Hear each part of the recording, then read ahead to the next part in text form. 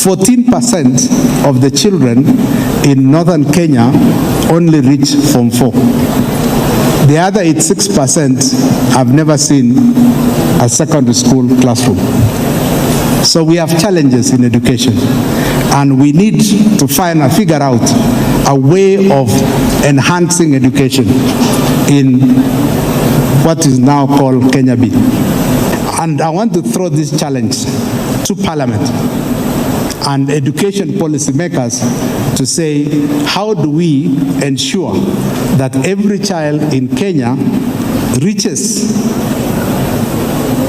where Kenya is first, and also our aspirational country, which is Singapore and South Korea, where we have 18 years of education.